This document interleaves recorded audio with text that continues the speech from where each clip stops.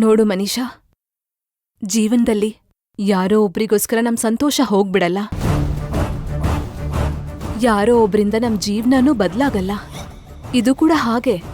ಒಂದು ಮಾತು ಮಾತ್ರ ನಿಜ ಆಂಟಿ. ಮಾಮ್ ಬದುಕಿರೋ ಅಷ್ಟು ದಿನ ನನ್ನ ಲವ್ನ ಎನ್ಕರೇಜ್ ಮಾಡದೆ ಹೋದ್ರು. ಸತ್ ಮೇಲ್ ಮಾತ್ರ ನನ್ನ ಪ್ರೀತಿನ ಸಕ್ಸಸ್ ಮಾಡ್ಕೊಳ್ಳೋದಕ್ಕೆ ಬೇಕಾಗಿರೋ ದಾರಿ ಮಾಡ್ಕೊಟ್ಟು ಹೋದ್ರು. ಅವಳು ಹೋಗ್ತಾ ಹೋಗ್ತಾ ಅವಳು ಕೊಟ್ಟಿರೋಂತಹ ಬಂಗಾರದಂಥ ಅವಕಾಶನ ಸರಿಯಾಗಿ ಉಪಯೋಗಿಸ್ಕೊಂಡೆ ಮನೀಷಾ. ಸರಿಯಾಗಿ ಉಪಯೋಗಿಸ್ಕೊಂಡೆ ಆದ್ರೆ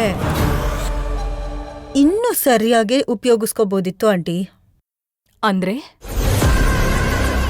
ಭಾಗ್ಯ ಕೂಡ ಒಬ್ಬ ಒಳ್ಳೆ ವ್ಯಕ್ತಿಯಾಗಿ ಎಲ್ರ ಜೀವನದಿಂದ ಹೊರಟು ಹೋದ್ರೆ ಅವಳ ಮೇಲೆ ಒಂದು ಸಹಾನುಭೂತಿ ಇದ್ಬಿಡುತ್ತೆ. ಅವಳ ಮೇಲೆ ಒಂದು ಒಳ್ಳೆ ಅಭಿಪ್ರಾಯ ಉಳ್ಕೊಂಡ್ಬಿಡುತ್ತೆ. ಅದೇ ಭಾಗ್ಯ ಅನ್ನೋ ಕ್ಯಾರೆಕ್ಟರ್ ಮಿತ್ರ ಜೀವನದಲ್ಲಿ ಇಷ್ಟ ಆಗದೆ ಇರೋ ಒಂದು ಮಚ್ಚೆ ಥರ ಉಳ್ಕೊಂಡು ಹೊರಟೋದ್ರೆ ನಮ್ಗಿನ್ನೂ ಗುಡ್ ರಿಸಲ್ಟ್ಸ್ ಸಿಗ್ತಾ ಇರ್ತಿತ್ತಲ್ವಾ. ಮಿತ್ರನ್ ವಿಷಯದಲ್ಲಿ ಇನ್ಮುಂದೆ ಎಲ್ಲಾ ಫೇವರಿಸಮು ನಿನ್ಗೆ ಮನೀಷಾ. ಭಾಗ್ಯ ಆಲ್ರೆಡಿ ಆ ಬ್ಲ್ಯಾಕ್ ಮಾರ್ಕ್ ಮಾಡ್ಬಿಟ್ಟಿದ್ದಾಳೆ. ಆ ಬ್ಲ್ಯಾಕ್ ಮಾರ್ಕ್ ಬಗ್ಗೆ ಮನೆಯಲ್ಲಿ ಎಲ್ರಿಗೂ ತಿಳಿಬೇಕು ಅಷ್ಟೇ. ನೀವ್ ಯಾವ್ದ್ರ ಬಗ್ಗೆ ಮಾತಾಡ್ತಿದ್ದೀರಾ ನಂಗೆ ಅರ್ಥ ಆಗ್ತಿಲ್ಲ. ಹಾ, ಈ ವಿಡಿಯೋ ನೋಡು, ನಿನಗೆ ಎಲ್ಲ ಅರ್ಥ ಆಗತ್ತೆ.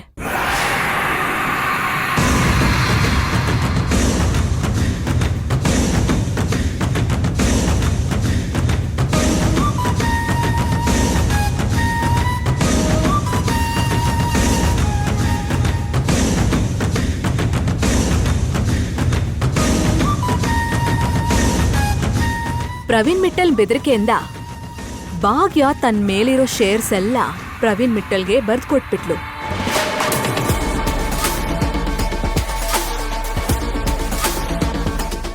ಇದೊಂದು ಸಾಕು ಭಾಗ್ಯನ್ ವಿರುದ್ಧ ಮಿತ್ರನ್ ಮನ್ಸಲ್ಲಿ ವಿಷ ತುಂಬಕ್ಕೆ, ಇನ್ ಯಾವತ್ತೂ ಅವನ ಜೀವನದಲ್ಲಿ ಅವಳು ಮತ್ತೆ ವಾಪಸ್ ಬರ್ದಿರೋ ಹಾಗೆ ಮಾಡಕ್ಕೆ.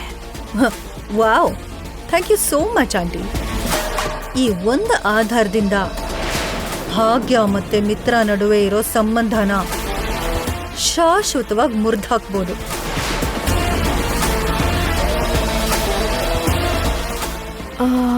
ಎಲ್ಲ ಸರಿಯಾಗೇ ಇದೆ, ಆದ್ರೆ ಭಾಗ್ಯ ನೋಡ್ತಾ ಇದ್ರೆ ನನಗ್ ಸ್ವಲ್ಪ ಪಾಪ ಅನ್ಸ್ತಿದೆ. ಯಾಕಂಟಿ? ಯಾವುದೇ ಮನುಷ್ಯ ಆದ್ರೂ ಒಳ್ಳೆತನ ಅನ್ನೋದು ಸ್ವಲ್ಪ ಇರತ್ತೆ, ಇಲ್ಲಾಂದ್ರೆ ಒಂದ್ ಆವರೇಜ್ ಆಗಿರತ್ತೆ. ಆದ್ರೆ ಭಾಗ್ಯನಲ್ಲಿ ಮಾತ್ರ ಆ ಲಕ್ಷಣ ಮೈಯೆಲ್ಲ ಇದೆ. ಅಷ್ಟು ಒಳ್ಳೆತನ ಇರುವಂತಹ ಮನುಷ್ಯನ್ನ ನನ್ ಯಾವತ್ತೂ ನೋಡ್ಲಿಲ್ಲ.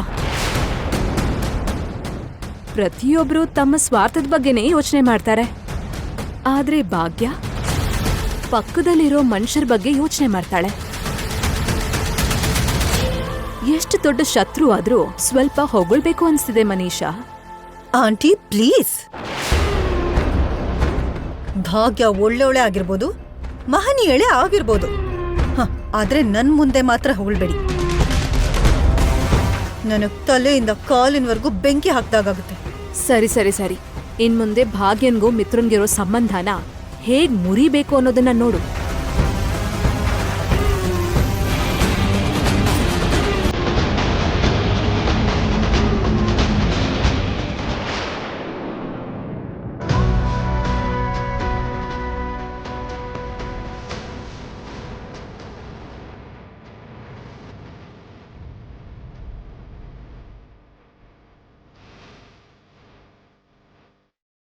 ಏನ್ ಮಾಡೋದಮ್ಮ,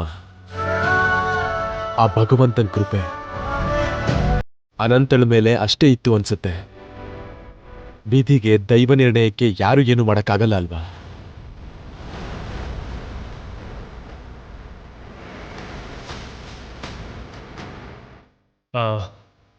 ಇದೇನು ಭಾಗ್ಯ ಹಾಸ್ಪಿಟ್ಲಲ್ಲೂ ಇಲ್ಲದೆ ಮನೆಗೂ ಬರ್ದೆ ಎಲ್ಲಿಗೆ ಹೋದ್ಲು?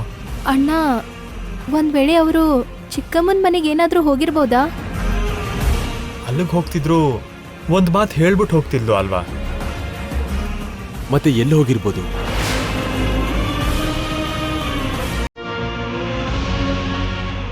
ದೊಡ್ಡಪ್ಪ, ಟಿವಿಲಿ ಏನ್ ನ್ಯೂಸ್ ಬರ್ತಾ ಇದೆ ನೋಡಿದ್ರಾ?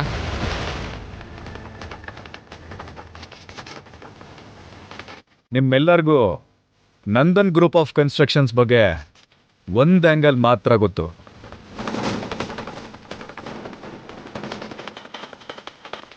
ಆದರೆ ನನಗೆ ಎಲ್ಲ ಆ್ಯಂಗಲ್ಸು ಗೊತ್ತು.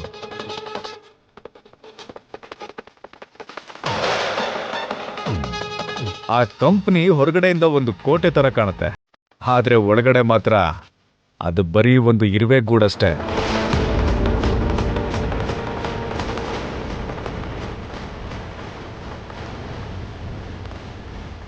ಇಷ್ಟು ದಿನ ನೀವೆಲ್ಲ ಅದನ್ನ ನೋಡಿ ಆಹಾ ಓಹೋ ಅಂತ ಹೊಗಳ್ತಾ ಇದ್ರಿ.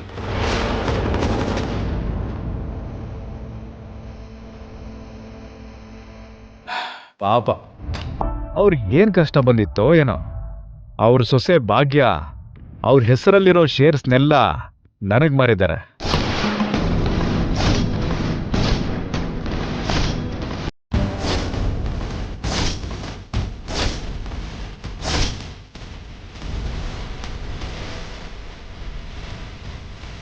ಅದಕ್ಕೆ ಸಂಬಂಧಪಟ್ಟ ಡಾಕ್ಯುಮೆಂಟ್ಸ್ ಇಲ್ಲಿದೆ.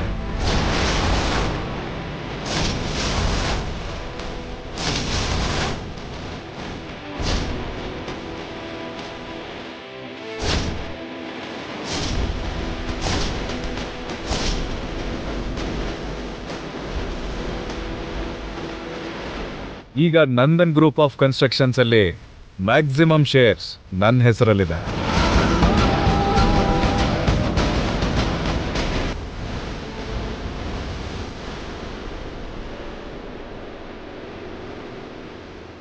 ಅಂದ್ರೆ Nandan group of constructions company ಮೇಲೆ ಈಗ ಅಧಿಕಾರ ನನ್ನ ಮುಷ್ಟಿಲಿದೆ ಅಂತಾಯ್ತು.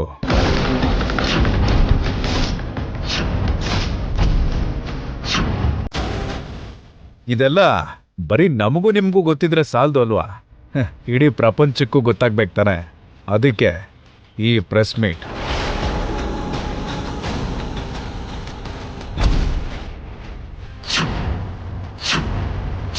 ಆದಷ್ಟು ಬೇಗ ಮತ್ತಷ್ಟು ವಿವರಗಳನ್ನು ಕೊಡ್ತೀನಿ. ಸದ್ಯಕ್ಕೆ ಈ ನ್ಯೂಸ್ ಇಟ್ಕೊಂಡು ಹಬ್ಬ ಮಾಡಿ. ಇಲ್ಲ, ಇದೆಲ್ಲ ಸುಳ್ಳು. ಆ ಪ್ರವೀಣ್ ಮಿಟ್ಟಲ್ ಆಡ್ತಾ ಇರೋ ನಾಟಕ. ನೀನು ಹೇಳ್ತಾ ಇರೋದು ನಿಜನೇ ಆಗಿರ್ಬೋದು, ಆದರೆ ಅವನಿಷ್ಟು ಬಹಿರಂಗವಾಗಿ ಪ್ರೆಸ್ ಮೀಟ್ ಮಾಡಿ ಹೇಳ್ತಾ ಇದ್ದಾನೆ ಅಂತಂದ್ರೆ ಇದು ನಾಟಕ ನಿಜ ಅಲ್ಲ ಅಂತ ಹೇಗೆ ನಂಬದೇ ಇರೋದು ಮಿತ್ರ? ಇಲ್ಲ ಡ್ಯಾಡ್, ಭಾಗ್ಯ ಯಾಕೆ ಹಾಗೆ ಮಾಡ್ತಾಳೆ? ಭಾಗ್ಯ ಯಾಕೆ ನಮ್ಮ ಬೆನ್ನಿಗೆ ಚೂರಿ ಹಾಕೋ ಅಂತ ಕೆಲಸ ಮಾಡ್ತಾಳೆ? ಖಂಡಿತವಾಗ್ಲೂ ಆ ಪ್ರವೀಣ್ ಮಿಟ್ಟಲ್ಲೇ ಏನೋ ಪ್ಲಾನ್ ಮಾಡಿ ಪ್ರೆಸ್ ಮೀಟ್ ಇಟ್ಟಿದ್ದಾನೆ. ಭಾಗ್ಯ ಬರೋವರೆಗೂ ನಮಗ್ ನಿಜ ಏನು ಅಂತ ಗೊತ್ತಾಗಲ್ಲ.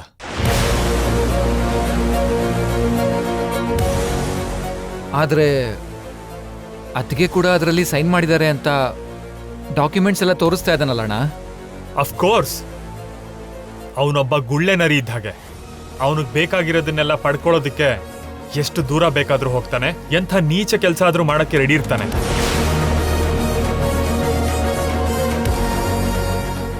ಅವನ್ ಮಾತನ್ನ ನಾನು ಕಣ್ಮುಚ್ಕೊಂಡು ನಂಬಕ್ಕಾಗಲ್ಲ. ಭಾಗ್ಯ ಜೊತೆ ಮಾತಾಡೋವರೆಗೂ ನಿಜ ಯಾವುದು ಸುಳ್ಳು ಯಾವುದು ಅಂತ ನಾನು ನಿರ್ಧಾರ ಮಾಡಕ್ಕಾಗಲ್ಲ.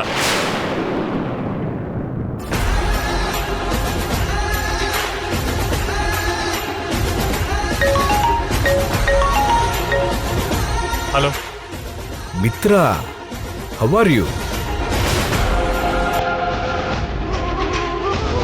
ಯಾಕೆ ಫೋನ್ ಮಾಡಿದ್ಯಾ? ಯಾಕೆ ಮಿತ್ರ ಅಷ್ಟೊಂದು ಕೋಪ? ಓ, ಕೋಪ ಬರೋದು ಸಹಜ ಬಿಡು. ಶತ್ರು ಕೈಗೆ ಕಂಪ್ನಿ ಶೇರ್ಸ್ ಸಿಕ್ಕಿದ್ರೆ ಕೋಪ ಬರ್ದೆ ಇನ್ನೇನು, ಆವೇಶ, ಮಾತುಗಳು ಎಲ್ಲ ಬರುತ್ತೆ. ಮೇಯ್, ಏನೋ ನೀನು ಆಡ್ತಿರೋ ಹೊಸ ನಾಟಕ? ನಾಟಕ ಅಲ್ಲ ಮಿತ್ರ, ಇದು ನಿಜ. ಇಷ್ಟೊತ್ತಿಗಾಗ್ಲೇ ಟಿವಿಲಿ ನ್ಯೂಸ್ ನೋಡ್ದೆ ಇರ್ತೀಯಾ? ಈ ತರ ಪಬ್ಲಿಕ್ ಆಗಿ ಅನೌನ್ಸ್ ಮಾಡ್ದೆ ಅಂದ್ರೆ ಇನ್ನೂ ಅದು ನಿಜ ಅಲ್ಲ ಅನ್ನೋ ಭ್ರಮೇಲಿದ್ಯಾ?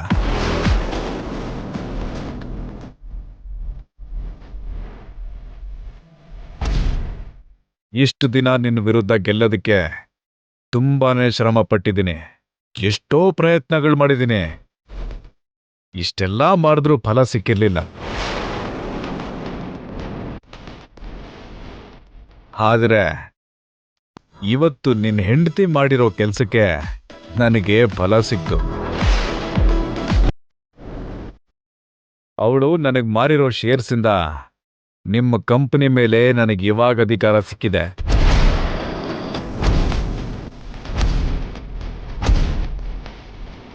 ಮಿತ್ರ, ಇನ್ಮೇಲೆ ನೋಡ್ತಾ ಇರೋ, ನಿಮ್ಮೆಲ್ರಿಗೂ ನಕ್ಷತ್ರ ತೋರಿಸ್ತೀನಿ. ನನ್ನ ಕಾಲು ಕೆಳಗೆ ಚಪ್ಪಲಿ ಥರ ಸೌದು ಹೋಗೋದಕ್ಕೆ ಸಿದ್ಧವಾಗಿರಿ.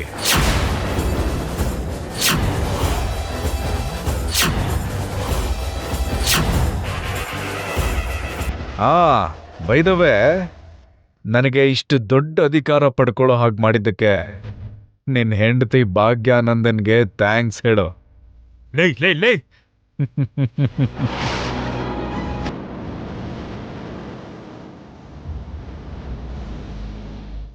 ಎಲ್ಲಿದ್ದಾಳೆ ಭಾಗ್ಯ?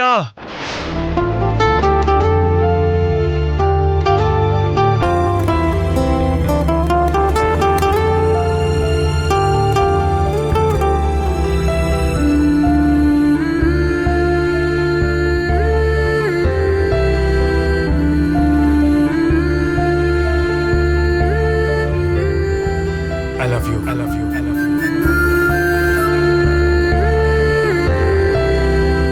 ನೀವಿಲ್ಲ ಅಂದ್ರೆ ನಾನಿಲ್ಲ ಅಂತ ನಂಗೆ ಗೊತ್ತು. ನನ್ನ ಹಣೆ ಬರ್ದಲ್ಲಿ ಏನಿದೆಯೋ, ನನ್ಗೆ ಅದೃಷ್ಟ ಎಷ್ಟಿದೆಯೋ ನನಗೆ ಗೊತ್ತಿಲ್ಲ. ಆದ್ರೆ ನನ್ನ ಜೀವನ ಮಾತ್ರ ಕೊನೆವರೆಗೂ ನಿಮ್ ಜೊತೆ ಅಂತ ಬರ್ತಿದೆ.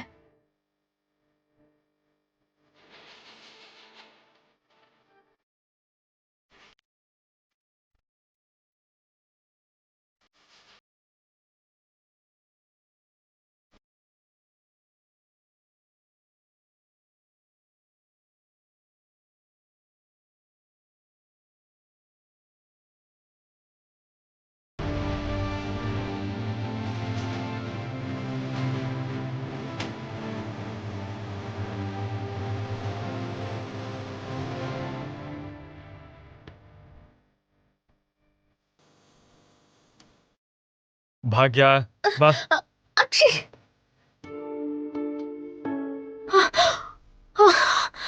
ಅಯ್ಯೋ ಮಿತ್ರ ಅವ್ರೆ, ಈ ನನ್ನಿಂದ ಆಗಲ್ಲ. ಆಗ್ಲೇ ಹೇಳಿದ್ನಲ್ಲ ಭಾಗ್ಯ, ಆಗಲ್ಲ ಬೇಡ ಅಂತ ಹೇಳಿದ್ರೆ ಕಮ್ಮಿ ಆಗಲ್ಲ ಅಂತ. ತಗೋ ತಗೋ.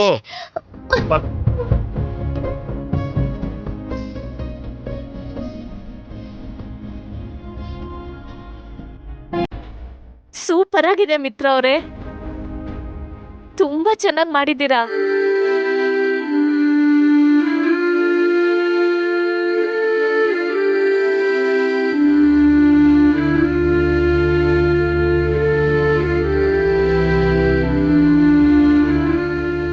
ಭಾಗ್ಯ ನನ್ನಿಂದ ದೂರ ಹೋಗೋ ಪ್ರತಿ ಹೆಜ್ಜೆನೂ ನನ್ನ ಹೃದಯ ಅದನ್ನ 100 ಸಲ ನನಗೆ ನೆನಪು ಮಾಡ್ತಾ ಇದೆ. ಮಿತ್ರ ಅವ್ರೆ, ನಿಮ್ ಜೊತೆ ನನ್ನ ಜೀವನ ತುಂಬಾ ತಿರುವುಗಳನ್ನ ಪಡ್ಕೊಳ್ತು. ಎಷ್ಟೋ ಭಾವೋದ್ವೇಗಗಳನ್ನೋ ಇಷ್ಟು ದಿನ ನಿಮ್ ಜೊತೆ ಕಳೆದ ಕಾಲ ನನ್ ಮನ್ಸಲ್ಲಿ ಬರ್ಕೊಂಡಿರೋ ಪುಸ್ತಕದ ತರ ಅನ್ನಿಸ್ತಾ ಇದೆ. ಅದ್ರಲ್ಲಿ ಸಂತೋಷದಿಂದಿದ್ದ ಹಾಳೆಗಳು ಇವೆ, ಕಣ್ಣೀರಿಂದ ಒದ್ದೆ ಆದ ಕಾಗದಗಳು ಇವೆ. ಯಾವುದೇ ಆದ್ರೂ ಜೀವನ ಪೂರ್ತಿ ಮತ್ತೆ ಮತ್ತೆ ಓದೋ ಅಂತ ನೆನಪುಗಳು ಆ ಪುಸ್ತಕದಲ್ಲಿದೆ. ಈ ಜನ್ಮಕ್ಕಷ್ಟು ಸಾಕು.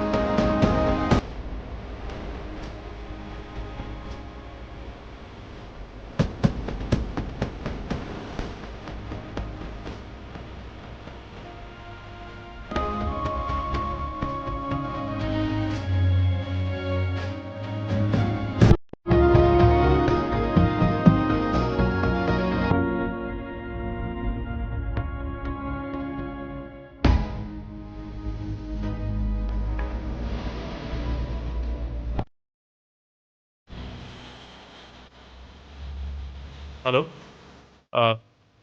ಭಾಗ್ಯ ನಿಮ್ಮ ಮನೆಗೇನಾದ್ರೂ ಬಂದ್ಲಾ? ಬಂದಿಲ್ಲ ಸರ್. ಓ, ಬಂದಿಲ್ವಾ? ಸರಿ ಸರಿ. ಹಲೋ, ನಮ್ಮ ಸೊಸೆ ಏನಾದರೂ ನಿಮ್ಮ ಮನೆಗೆ ಬಂದಿದ್ದಾರೇನಮ್ಮ? ಇಲ್ಲ, ಬಂದಿಲ್ಲ. ಓ, ಬಂದಿಲ್ವಾ? ಸರಿ ಸರಿ.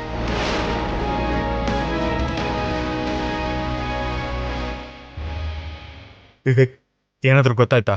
ಇಲ್ಲ ಅಣ್ಣ.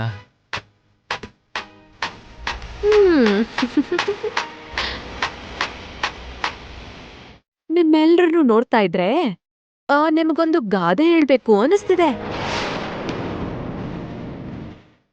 ಮದ ಹತ್ತಿರೋ ಆಣೆ ಮಾತ್ ಕೇಳಲ್ಲ, ಚಟಕ್ಕೇರಿದ ಶವ ವಾಪಸ್ ಬರಲ್ಲ ಅನ್ನೋ ಹಾಗೆ ಅಡ್ರೆಸ್ ಇಲ್ದಿರೋ ಹಾಗೆ ಹೋಗಿರೋ ಭಾಗಿನ್ ಬಗ್ಗೆ ಅನಾವಶ್ಯಕವಾಗಿ ಹುಡ್ಕಾಡ್ತಿದ್ದೀರಾ ಅಂತ ನನಗನಿಸ್ತಿದೆ. ಅಷ್ಟಕ್ಕೂ ನೀನು ಯಾವ್ದ್ರ ಬಗ್ಗೆ ಮಾತಾಡ್ತಿದ್ಯಾ ದೇವಿ? ಈಗ ನಮ್ ಕಂಪನಿನ ಸರಿಯಾಗಿ ಮುಳುಗ್ಸಿ ಅಡ್ರೆಸ್ಗೆ ಇಲ್ದೆ ಹೋಗಿರೋ ಆ ಭಾಗಿನ್ ಬಗ್ಗೆ. ಹೋಗಿದ್ದಾರೆ ಅಂದ್ರೆ ಏನರ್ಥ? ಕೋಟ್ಯಾಂತರ ರೂಪಾಯಿ ಶೇರ್ನ ಮಾರ್ಬಿಟ್ಟು ಇನ್ನು ಯಾವ ಮುಖ ಇಟ್ಕೊಂಡ್ ವಾಪಸ್ ಬರ್ತಾಳೆ ಅಂತ ನೀವು ಕಾಯ್ತಾ ಇದ್ದೀರಾ? ದುಡ್ಡಿನ ಕಂತೆ ಕೈಗೆ ಸಿಕ್ಕದ್ಮೇಲೆ ಇನ್ನೂ ಈ ಮನೆ ಸೊಸೆ ಸ್ಥಾನದಲ್ಲಿ ಇರ್ತಾಳೆ ಅಂತ ನೀವಿನ್ನೂ ನಂಬ್ತಾ ಇದ್ದೀರಾ ಅಂದ್ರೆ ಇನ್ನು ನೀವು ಯಾವ ಲೋಕದಲ್ಲಿದ್ದೀರಾ? ಚಿಕ್ಕಮ್ಮ, ಭಾಗ್ಯ ಬಗ್ಗೆ ನಿಮಗೆ ಗೊತ್ತಲ್ವಾ? ದುಡ್ಡುಗೋಸ್ಕರ ಆಸೆ ಪಡೋ ಹುಡುಗಿ ಅಲ್ಲ. ಆ ಪ್ರವೀಣ್ ಮಿಟ್ಟಲ್ ಹೊಸ ನಾಟಕ ಆಡ್ತಾ ಇದ್ದಾನೆ. ಅದರಲ್ಲಿ ಭಾಗ್ಯನ ಸಿಕ್ಕಾಕಿಸ್ತಾ ಇದ್ದಾನೆ. ಅಯ್ಯೋ ಮಿತ್ರ, ನಂಬಿಕೆ ಇರ್ಬೇಕು, ಆದ್ರೆ ಕುರುಡು ನಂಬಿಕೆ ಇರಬಾರ್ದು. ಆ ಭಾಗ್ಯನ ಇಷ್ಟು ದಿನ ನಂಬಿದ್ದು ಸಾಕು. ಈಗ ಸತ್ಯ ಹೊರಗಡೆ ಬಂದ್ಮೇಲೂ ನಂಬೋದ್ರಲ್ಲಿ ಅರ್ಥ ಇಲ್ಲ.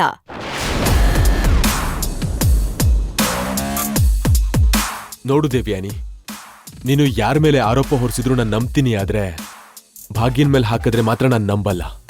ನೀವ್ ನಂಬಲ್ಲ ಅಂತ ನನಗ್ ಗೊತ್ತು ಭಾವ, ಆದ್ರೆ ಸತ್ಯ ಇಷ್ಟು ಸ್ಪಷ್ಟವಾಗಿದ್ರು ನೀವು ನಂಬ್ಲಿಲ್ಲ ಅಂದ್ರೆ ನಿಮ್ಮನ್ನ ಯಾರು ಬದಲಾಯಿಸಕ್ಕಾಗಲ್ಲ.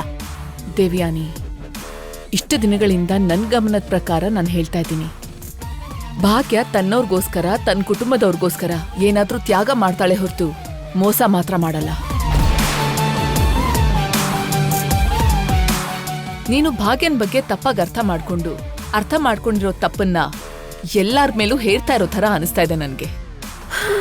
ಸರಿ ಅಕ್ಕ, ಇಷ್ಟು ಪ್ರಶ್ನೆ ಬಂದ್ಮೇಲೂ ನಾನು ಉತ್ತರ ಕೊಡ್ಲೇಬೇಕಾಗತ್ತೆ. ಇಷ್ಟು ಅಪನಂಬಿಕೆಯಲ್ಲಿ ನೀವೆಲ್ಲ ಇರ್ಬೇಕಾದ್ರೆ ನಿಮ್ಮೆಲ್ರ ಕಣ್ಣು ನಾನು ತೆರೆಸ್ಲೇಬೇಕು.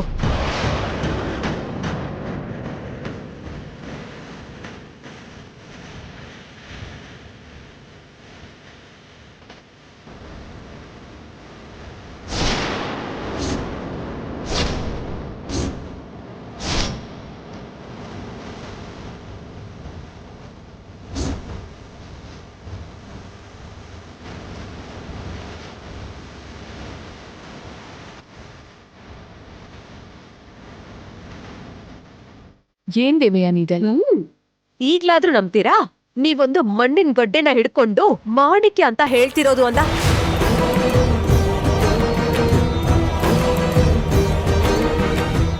ನನ್ ಕೈಲಿ ನಂಬಕ್ಕಾಗ್ತಾ ಇಲ್ಲ.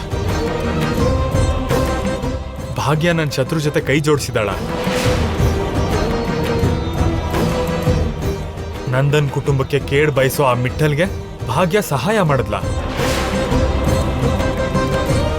ಅಷ್ಟಕ್ಕೂ ಭಾಗ್ಯ ಇದೆಲ್ಲ ಯಾಕೆ ಮಾಡಿದ್ಲು? ಶೇರ್ ರೂಪದಲ್ಲಿರೋ ಕೋಟ್ಯಾಂತರ ರೂಪಾಯಿಗೋಸ್ಕರ.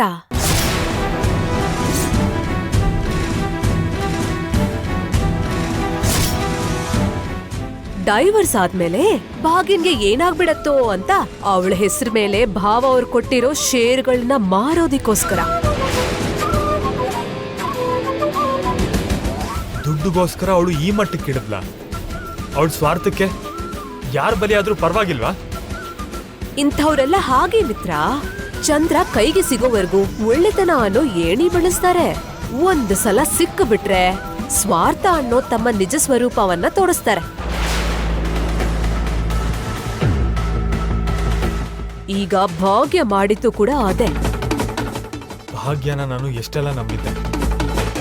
ಕೊನೆಗೆ ಅವಳಿಗೆ ಅನ್ಯಾಯ ಆಗ್ಬಾರ್ದು ಅಂತ ಬಿಟ್ಟ ಮೇಲೂ ಕೂಡ ಮತ್ತೆ ತಾಳಿ ಕಟ್ತೆ. ಆದ್ರೆ ಅವಳು ನಂಬಿರೋ ಹೃದಯನ ಒದ್ದು ಹೊರಟೋದ್ಲು.